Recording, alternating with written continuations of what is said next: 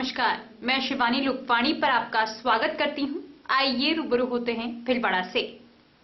भारी बारिश और गहरी ठंड के बावजूद किसानों का दिल्ली मोर्चा 70वें दिन में प्रवेश किया। बेनतीजा बैठक ने एक बार फिर सरकार के किसान विरोधी चेहरे को उजागर किया है। यह सरकार का विरोधाभास है, जब एक तरफ तो प्रधानमंत्री और मंत्रीगण जनता को संबोधनों में एमएसपी की सुरक्षा की बात करते हैं, वहीं दूसरी तरफ सभी फसलों पर सभी किसानों को एमएसपी की कानूनी गारंटी से इनकार करती है। हालांकि किसान संगठनों और समाज सेवी संस्थाओं द्वारा इसके निवारण के लिए इंतजाम किए जा रहे हैं। हम पुनः देश दुनिया के शुभचिंतकों से अपील करते हैं कि अन्नदाताओं का ख्याल रखते हुए हर संभव मदद करें।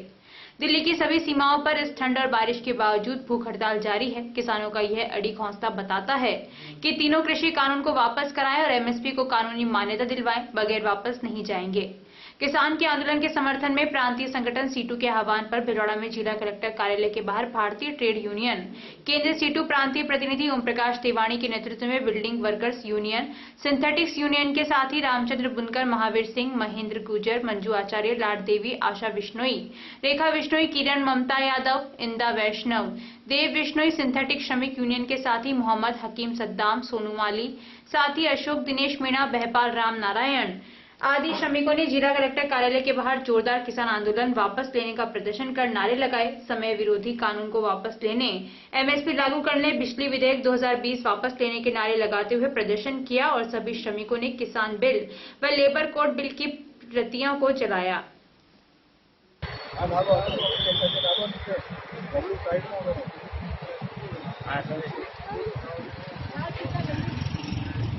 इंकलाब जिंदाबाद जिंदाबाद जिंदाबाद।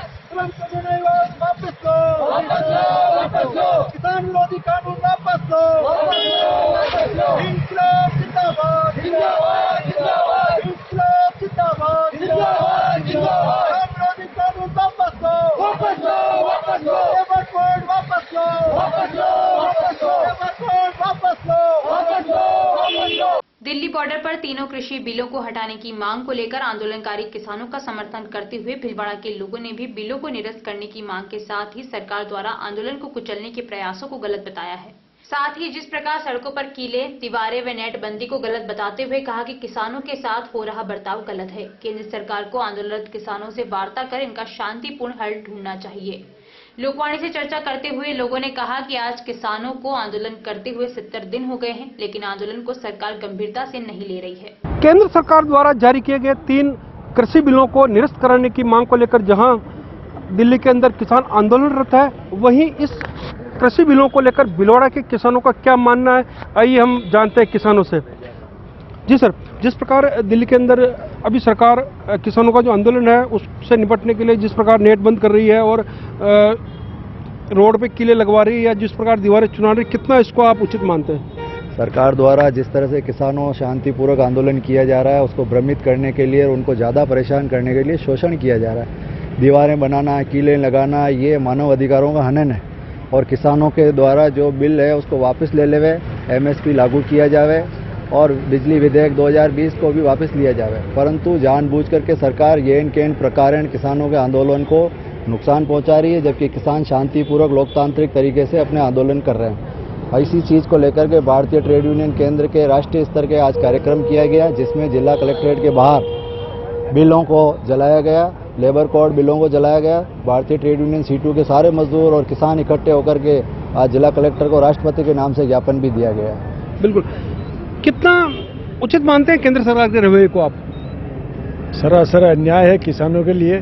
मैं चाहूँगा इस चैनल के माध्यम से भारत सरकार जो किसान और मजदूर के नाम से वोट मांगकर दिल्ली में बैठी हुई है, उनके प्रति सहानुभूतिपूर्वक विचार करके किसानों के आंदोलन को खत्म किया जाए, ताकि किसान हमारे देश का अन्नदाता है, वो खुशहाल रहेगा तो भारत खुशहाल रहेगा। बिल्कुल, आप किसानों के जो मुद्दे हैं कई मंचों पर उठा चुके हैं। इस बार जो पूरा आंदोलन चल रहा है, करीब 70 दिन होने का, किस प्रकार देखते हैं? सरकार से क्या उम्मीद करते हैं आप?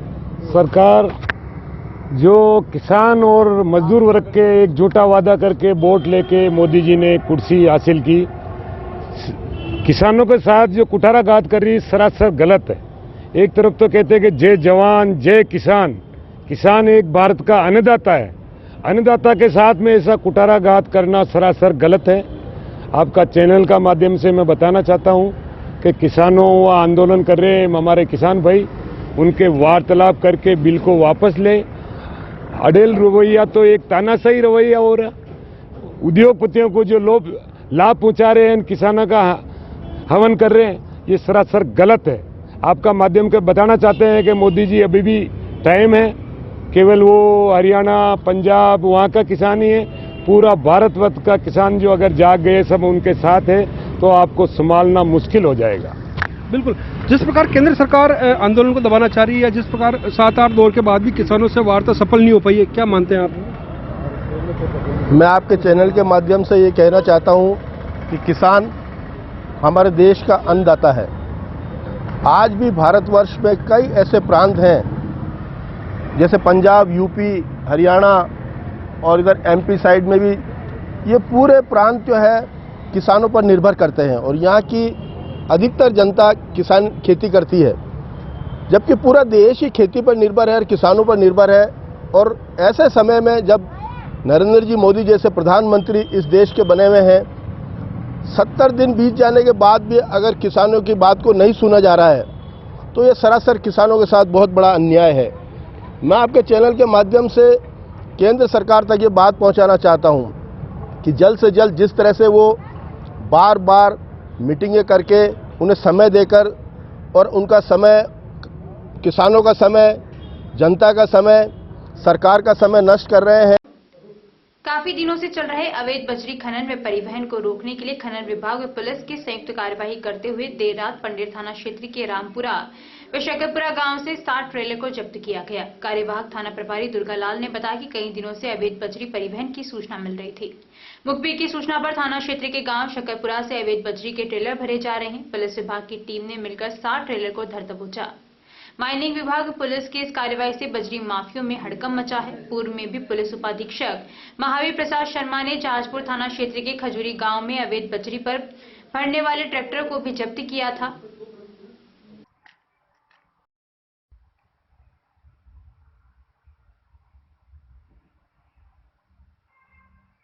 को माइनिंग विभाग की टीम व थाना पंडेर की संयुक्त टीम ने मिलकर बनास नदी किनारे बनास बजरी अवैध भरते हुए 7 डंपर जब्त किए हैं। माइनिंग विभाग की टीम ने मौके से ही जब्त कर पुलिस को सुपुर्द किया।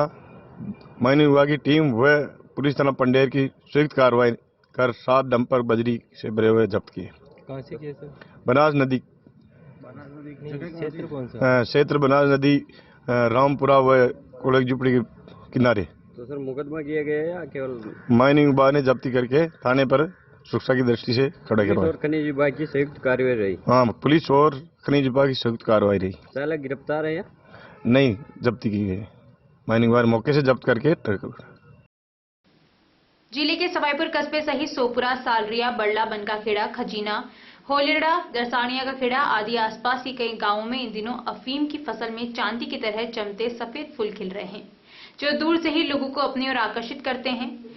दूर से ये फूल चांदी की तरह चमकते हैं। नेशनल हाईवे पर सवाईपुर कस्बे में एक खेत पर खिले अफीम पर सफेद फूल।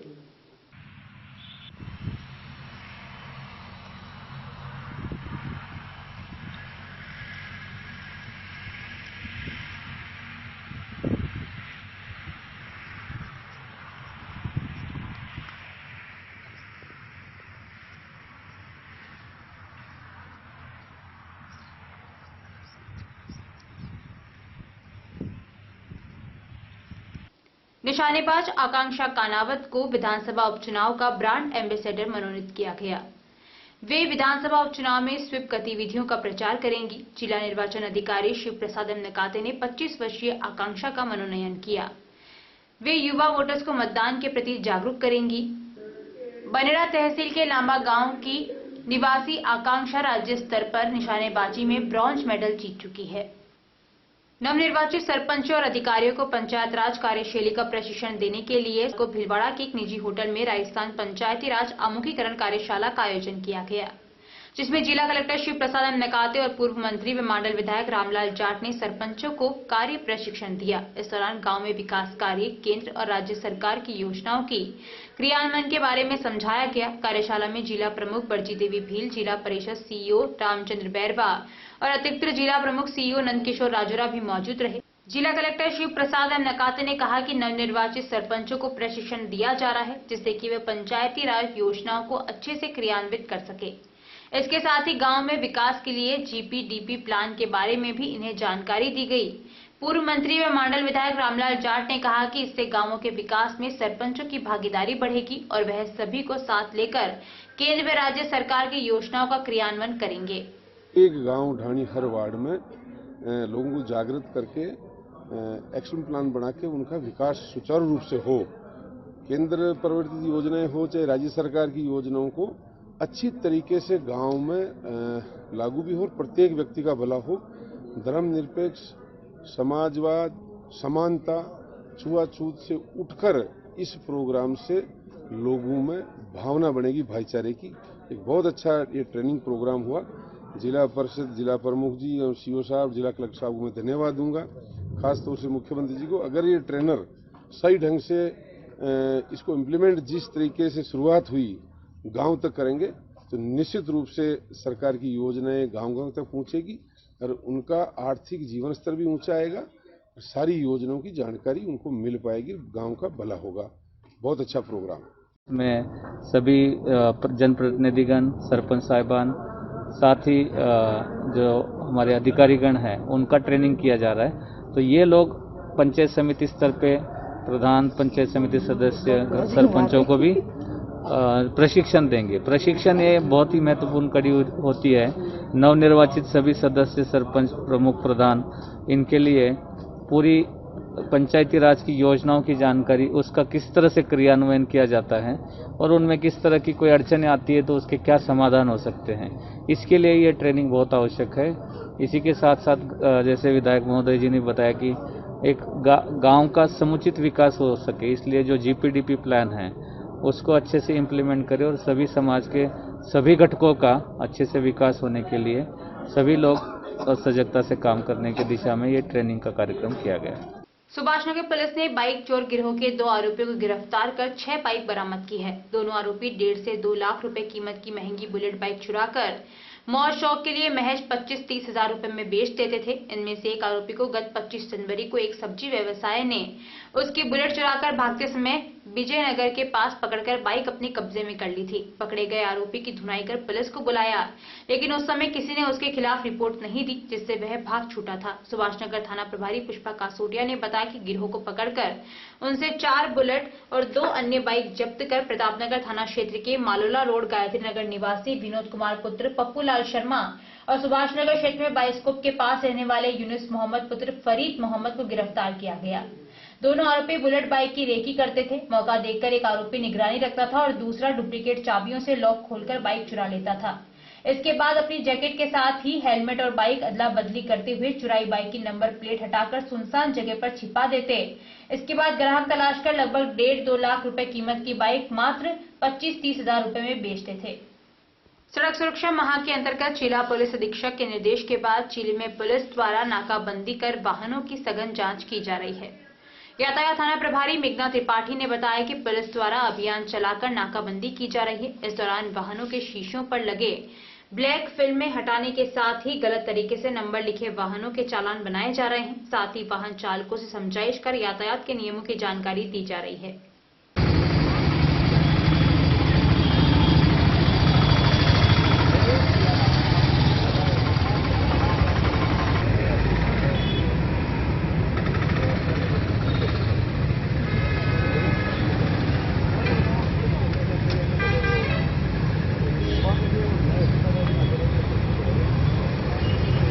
एसपी साहब के निर्देशन में सड़क सुरक्षा माह को देखते हुए और शहर में जो चेन स्नैचिंग की जो घटनाएं हो रही है उनको देखते हुए एसपी साहब ने निर्देश दिए हैं कि शाम के समय एक स्ट्रिक्ट नाकाबंदी की जाए, जिसमें ब्लैक फिल्म वाली कार, बिना नंबर वाली मोटरसाइकिल, तेज आवाज़ वाले लाइसेंस और इसमें जो टेढ़े मेढ़े नंबर लिखे हुए हैं इस और शराब पीकर वाहन चला, जो विशेष कार्रवाई इन पे जोर देकर की जाए ताकि अपराधियों पे लगाम लगाई जा सके।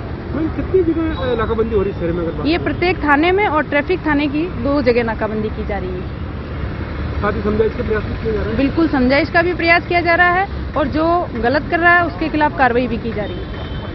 जानकारियों का सिलसिला यूं ही जारी रहेगा। अभी लेते हैं ब्रेक। देव गार्डन रिसोर्ट नियर सोना resort, Sanganer road, Bhilwara. Mobile number 9782048919 7568952871। 22 AC furnished room and 1 hall, 20,000 square feet garden, well parking facility nearby city, a complete solution of marriage, complete event, room facility, economic charges.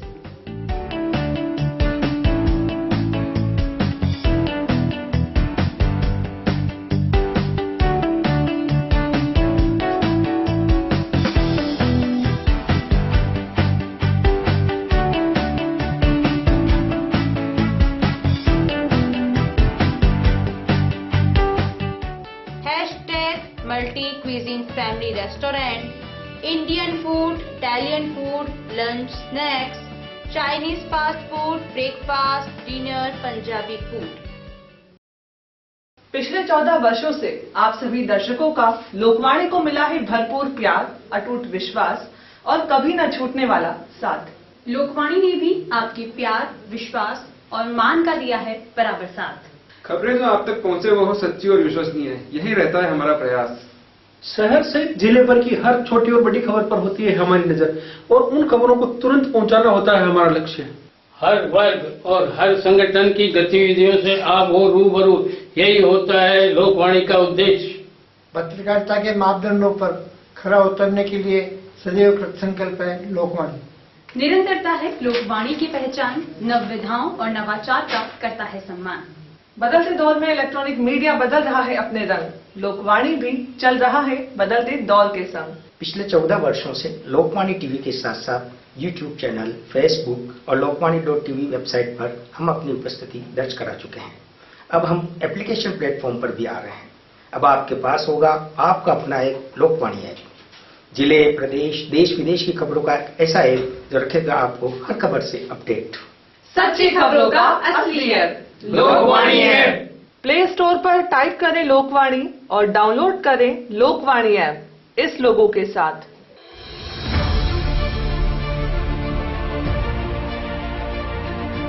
मुख्यमंत्री श्री अशोक गहलोत ने गांधी जयंती पर कोविड-19 के विरुद्ध जन आंदोलन छेड़ा। प्रभारी मंत्री डॉक्टर रघु शर्मा ने 3 अक्टूबर से जिले में जन आंदोलन की शुरुआत की।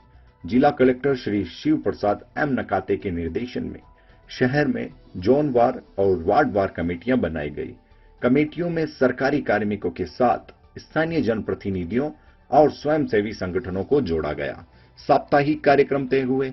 हर कार्यक्रम के साथ शहरवासी इस आंदोलन से जुड़ते गए।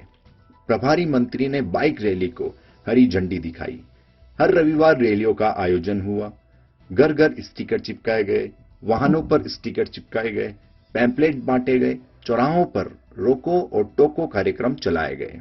जागरूकता की हर संभव कोशिश की गई। कोरोना के विरुद्ध जन आंदोलन में आम जनता, जनप्रतिनिधि, एनजीओज, नगरपालिका परिषद तथा शिक्षा विभाग एवं अन्य विभागों के कर्मचारी अपनी भूमिका अच्छी निभा रहे हैं। उसके अच्छे परिणाम भी सामने आ रहे हैं।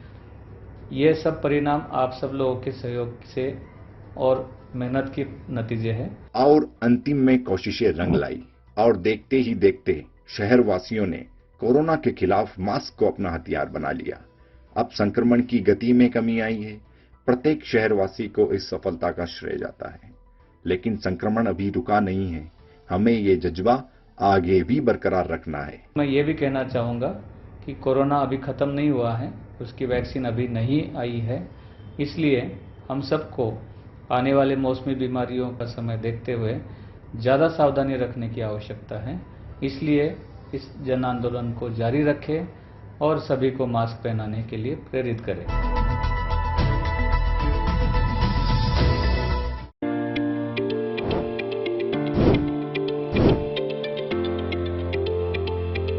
Welcome to Malu Hospital, Bhilwada's best orthopedic and joint replacement hospital.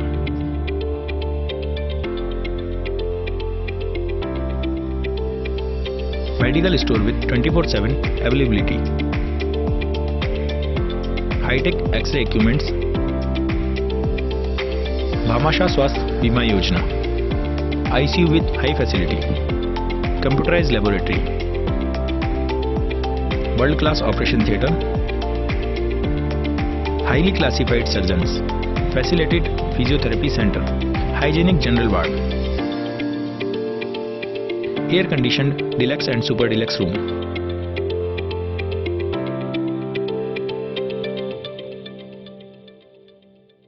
A16 front of Mahila Ashram College, Vijay Singh Pathik नगर, भीलवाड़ा। आवश्यकता है लोकवाणी में news anchor, news writer, desk work के लिए योग्य कैंडिडेट्स की। योग्यता ग्रेजुएट। इच्छुक कैंडिडेट्स संपर्क करें।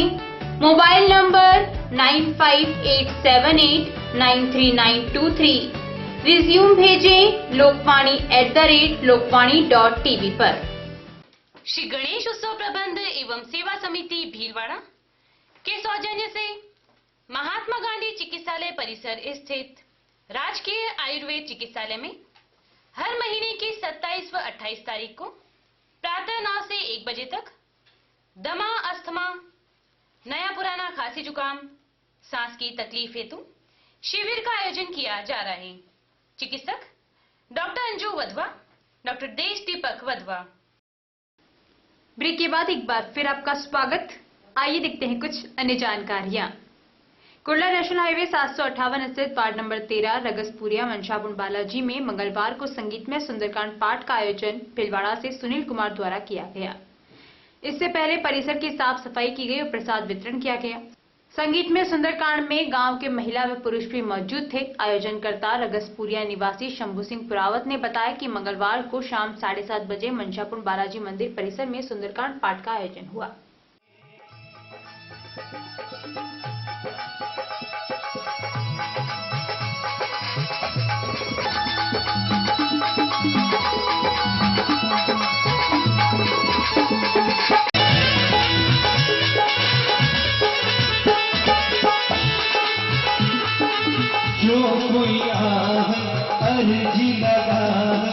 भगवान श्री राम ने एक धोबी के कहने मात्र से माता सीता की अग्नि परीक्षा ली। उन्होंने माता सीता को त्याग दिया। आज हमें भगवान राम ने यह अवसर प्रदान किया है कि हम मंदिर निर्माण में अपना भी थोड़ा बहुत ही अंशदान करें, लेकिन अवश्य करें। ये बात राम मंदिर समर्पण निधि एकत्रित करने मनीष बहेड़िया के नेतृत्व में निकली टोली को लादूराम धोबी, जो कि कार वाश करने का काम करता है, ने कही। वर्धमान कॉलोनी टोली प्रभारी मदन खटोर ने बताया कि लादूराम धोबी ने अपने आप ही राम भक्तों की टोली को देखकर अपनी जेब से 100 रुपए निकालकर बड़ी श्रद्धा से भेंट किए। सभी ने उनकी इस भावना को नमन किया। इस अवसर पर शैलेंद्र सुराना, अर्पित समदानी, नरेंद्र गोपाल, विनीत शर्मा, अजय अग्रवाल आदि उपस्थित थे।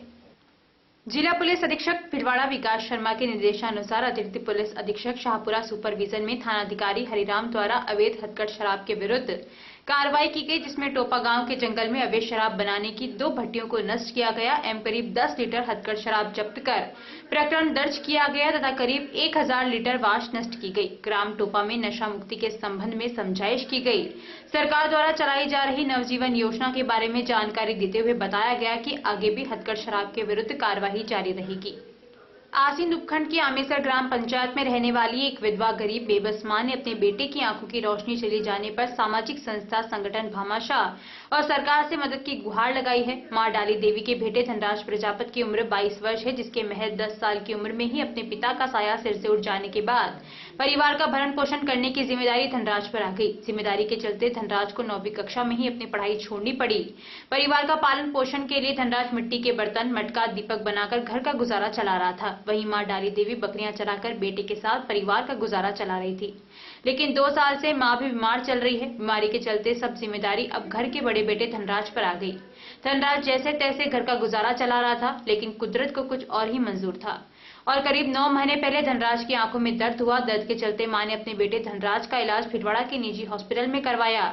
धनराज के इलाज में मां के पास जितने रुपए थे खर्च कर दिए, बकरियां थी वह भी बेच दी। कुछ समय तक धनराज ठीक हो गया, लेकिन करीब 1 महीने बाद वापस आंखों में दर्द हुआ। लेकिन मां के पास रुपए पैसे न होने पर साहूकारी ब्याज पर गाँव के ही साहूकारों से कर्जा लिया और नीमच के अस्पताल में इलाज कराया। करीब 1 महीने तक धनराज का इलाज चलता रहा। जब डॉक्टर ने आंखों के ऑपरेशन की बात कही तो मां के दिल पर और पहाड़ टूट पड़ा। मां अपने बेटे को कुछ दिन के लिए आमेसर अपने घर ले आई और धीरे धीरे धनराज की आंखों की रोशनी चली गई। धनराज ने बताया कि पिता माधुराम प्रजापति की 12 वर्ष पहले बीमारी के चलते मौत हो गई। पिता की मौत के बाद धनराज पर 4 भाई बहन और मां की जिम्मेदारी आ गई। परिवार का लालन पालन करने के लिए धनराज प्रजापति ने 2 वक्त की रोटी के लिए मजदूरी करने पर मजबूर कर दिया। पर कहते हैं ना, गरीबी में आटा गीला। मजबूरियों के दौरान बढ़ने वाली परेशानियां वाली कहावत चरितार्थ होती नजर आ रही है। अब विधवा मां डाली देवी ने अपने बेटे के इलाज के लिए भामाशाहों व सरकार से मदद की गुहार लगाई है कि गरीबी व तंगी के चलते अपने बेटे का इलाज कैसे करे। इसलिए मदद हेतु अपने आज सामाजिक संस्था, संगठन व सरकार के सामने फैलाए हैं, ताकि विधवा मां की लाल की आंखों की रोशनी उसे वापस मिल सके और बेटा धनराज परिवार की जिम्मेदारियों को संभाल सके।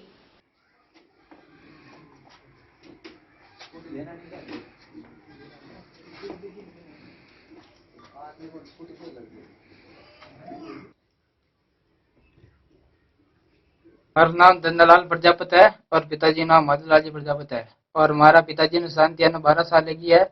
इसलिए मैं 9वीं तक पढ़ पाई हूँ और पढ़ाई करते करते बच में छोड़नी पड़ी मैंने। और कहा कि हमारा छोटा छोटा भाण भाई हा उसको पालन पोषण कोई न कर पड़ा।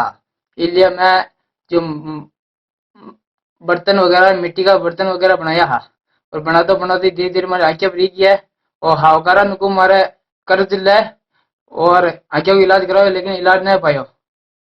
और बामा से और सरकार वही विनती है कि हमारा इलाज करावे। आसिम तहसील के आमेसर गांव में धनराज प्रजापति जो बालक है, बालक की उम्र महज 22 साल की उम्र है। इस बालक के पिता का साया 12 साल पहले इसके सिर से उठ गया। उसके ऊपर पूरे परिवार की जिम्मेदारी आ गई। जिम्मेदारी के साथ ही छोटे भाई बहन हैं जो नाबालिग अवस्था में है, वो रोजगार नहीं कर सकते हैं और ऐसे में भाई बहन और माँ का पालन पोषण करना धनराज के लिए बेहद जरूरी हो गया है। बीमारी और लाचारी के चलते माँ घर का कार्य नहीं कर पा रही है और पालन पोषण नहीं कर पा रही है। ऐसे में धनराज ने भी 9 महीने पहले अज्ञात कारणों के चलते हल्का सा आंखों में दर्द हुआ और धनराज की आंखें चली गई।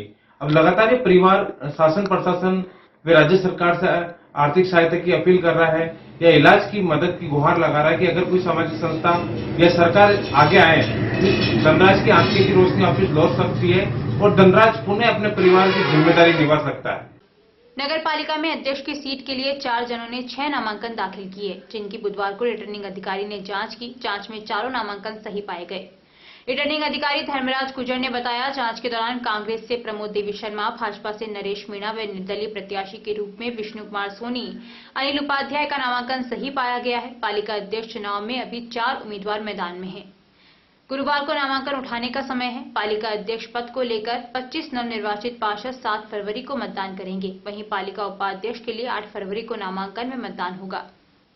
भिलवाड़ा निवासी बैंकिंग कॉर्पोरेट सेक्टर में काम कर चुके सुरेंद्र सिंह ने कैंसर से लड़कर न केवल अपना जीवन बदल डाला, वरन कैंसर से लड़ने की उनकी अपनी ताकत से वो अब कैंसर रोगियों को न केवल जागरूक कर रहे हैं, वरन उनकी जिंदगी को बदलने का भी बीड़ा उठाए हुए हैं। सुरेंद्र सिंह आज ऐसे ब्रांड एम्बेसडर बन चुके हैं। उन्होंने अपनी जिंदगी का फलसफा ही बदल डाला है। वो अपनी हंसती हुई जिंदगी के भूले बिसरे दिनों को याद करते हैं तो सिहर उठते हैं, पर फिर से नॉर्मल होकर कहते हैं कि न केवल स्वयं के लिए जीना है, वरन कैंसर रोगियों के मनोबल को बनाकर उनको कैंसर के उपचार में आने वाली पेचीदगियों से बचाना है। उन्होंने अपने जीवन का सार तय करते हुए कैंसर रोगियों के खान पान दिनचर्या को व्यवस्थित करने की योजना भी तैयार की है। सुरेंद्र सिंह कैंसर रोगियों के लिए आइकॉन की तरह काम करने की इच्छा रखते हैं। कैंसर रोगी का खान पान व्यवस्थित करने की भी उनकी योजना है। इसके लिए वो फूड स्टोर की योजना को तैयार कर रहे हैं। बुधवार को ग्राम पंचायत बिमाली में इंडियन स्पोर्ट्स क्लब द्वारा बिमाली प्रीमियर लीग सीजन 1 में क्रिकेट प्रतियोगिता का शुभारंभ किया गया, जिसमें मुख्य अतिथि के रूप में प्रधान मंडल शंकरलाल कुमावत एवं कई जनप्रतिनिधि उपस्थित थे। ग्रामवासियों एवं सभी साथियों ने आए हुए मेहमानों का साफा पहनाकर स्वागत सम्मान किया एवं इस प्रतियोगिता की शुरुआत ध्वजारोहण करके की गई। मांडलगढ़ तहसील के महुआ गांव में बीती रात को एक युवक की संदिग्ध अवस्था में मौत हो गई। जानकारी के अनुसार मृतक युवक शराब का आदी था। महुआ गांव के नजदीक ही एक शमशान के पास मृत अवस्था में मिला। जानकारी मिलने पर मांडलगढ़ पुलिस मौके पर पहुंची और शव को मांडलगढ़ चिकित्सालय में पोस्टमार्टम करवाकर शव परिजनों को सौंपा गया। पुलिस के अनुसार मृतक का नाम शंभू रेकर बताया जा रहा है। मेडिकल रिपोर्ट आने पर ही स्पष्ट होगा कि मौत के क्या कारण हैं। फिलहाल पुलिस जांच में जुटी हुई है। देश के सभी राज्यों में विद्यार्थियों का नेशनल अचीवमेंट सर्वे 12 नवंबर 2021 में आयोजित किया जाना है।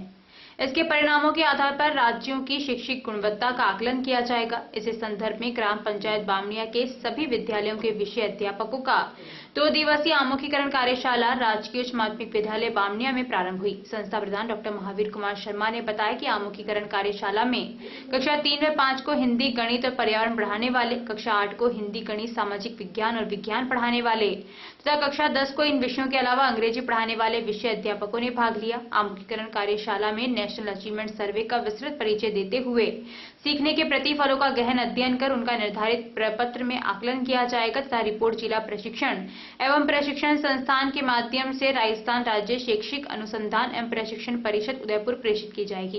कार्यशाला में कैलाश चंद तिवारी, अनिता परिहार, कांता पारिक, मुकेश कुमावत, कैलाश मीणा, किरण खोईवाल, अर्चना शर्मा, श्रवण कुमार भांबी, रेणु मंजूषा और चंद्रकांत शर्मा सहित कई शिक्षक उपस्थित थे। श्री गणेश उत्सव प्रबंध एवं सेवा समिति द्वारा पीपली मंगरूप कच्ची बस्ती में 51 व्यक्तियों को कंबल बांटे गए। कोविड-19 के लिए भी सभी को मास्क दिए गए। अध्यक्ष दलाल समदानी ने बताया कि इस मौके पर रामलाल शर्मा, अशोक, मुरली जाट ने भी सेवाएं दी।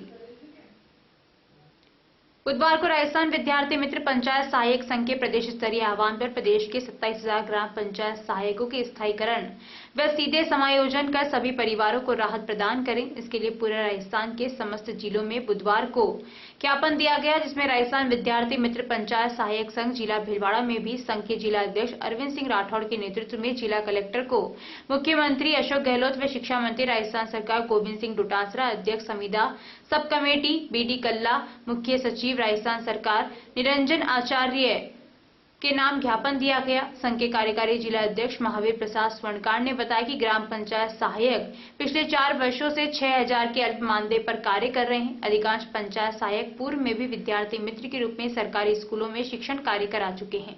साथ ही हम सभी पिछले 13 वर्षों से स्थायी रोजगार की आशा में सभी प्रौढ़ावस्था तक पहुंच गए और अन्य सरकारी भर्तियों के लिए ओवर एज हो गए, लेकिन स्थायी रोजगार नहीं मिला। बहुत दुर्भाग्य की बात है कि अब तक भी 6,000 के अल्प मानदेय पर कार्य कर रहे हैं। ज्ञापन में सुवाणा के ब्लॉक अध्यक्ष मोहम्मद नदीम काजी, बनेड़ा के बाबूलाल सरगरा, मांडल के हेमेंद्र सिंह, मांडलगढ़ के संपत शर्मा, शाहपुरा के भूपेंद्र सिंह, अनिल मुंडतिया, मनीष तोतला, कोटड़ी के दिग्विजय सिंह, सुरेश सुवालका, रोहित उपाध्याय, सहाड़ा के महावीर शर्मा, बिजोलिया आसिन के संपत पारिक, गोपाल गुजर, हुडरा के बाबूलाल नायक सहित भीलवाड़ा के समस्त ब्लॉक अध्यक्ष पंचायत सहायक शामिल हुए।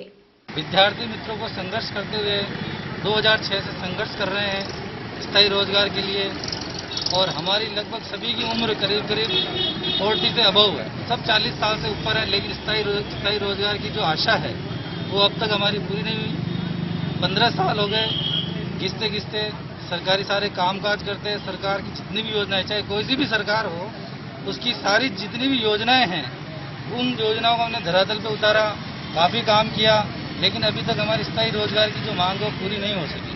तो हम राजस्थान सरकार से यही चाहते हैं कि कैसे न कैसे हमारे को स्थायी रोजगार मिल जाए, हमारा स्थायीकरण हो जाए, नियमितीकरण हो जाए। इसके लिए हमने आज पूरे राजस्थान प्रदेश से ज्ञापन भी दिया है, और दिनांक 8 तारीख से हमारा आंदोलन जो है जयपुर हो रहा है, अनिश्चितकालीन धरना। दौसा से दांडी यात्रा निकल रही है, तो उसमें भीलवाड़ा से भी सभी पंचायत सहायक भाग लेंगे और वहाँ स्थायीकरण की मांग के लिए हम धरने पर बैठेंगे। जो भी रणनीति होगी प्रदेश स्तर की, वो रणनीति पर हम काम करेंगे, और हमारा उद्देश्य ये है कि कैसे न कैसे किसी न प्रकार हम स्थायी हो जाए और हमें स्थायी रोजगार मिल जाए। इसके अलावा और हमारी कोई अन्य मांग नहीं है। अभी के लिए इतना ही, धन्यवाद।